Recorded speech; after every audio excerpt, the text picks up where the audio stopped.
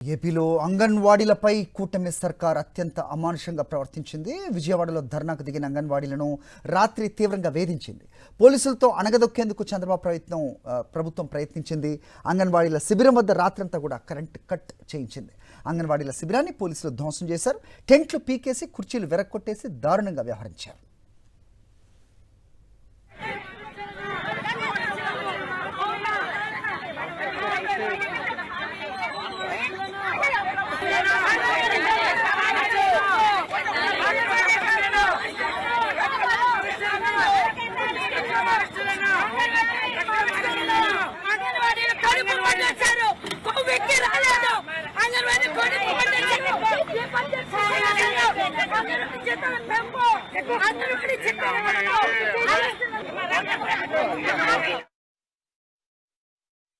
ఉదయాన్నే టెంట్లో నిద్రపోతున్న అంగన్వాడీని అమానుషంగా పోలీసులు టెంట్ మీద దాడి చేసి లైట్లు పీకేసి టెంట్ను పీకేసేసి మహిళలను చూడకుండా మొత్తం తాళ్ళతో చుట్టుముట్టి ఒక దుశ్శాసన పర్వంలాగా మహిళలను అరెస్ట్ చేశారు. ఈ అరెస్టులు మేము తీవ్రంగా ఖండిస్తూ ఉన్నారు.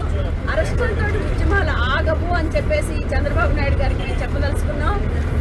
ఈరోజు ఈ అరెస్టులకి ఈ దుశ్శాసన పర్వానికి నిరసనగా రాష్ట్ర వ్యాప్తంగా 3 సంఘాల ఆధ్వర్యంలో అన్ని ప్రాజెక్టు స్థాయిలో నిరసన కార్యక్రమాలు చేయాలి అని చెప్పేసి పిలిపిస్తా ఉన్నాం. సుబ్రహ్మ ఏపీ అంగన్వాడీ వర్కర్స్ నెల రాష్ట్ర ప్రధాన కార్యదర్శి CIT అనుబంధం.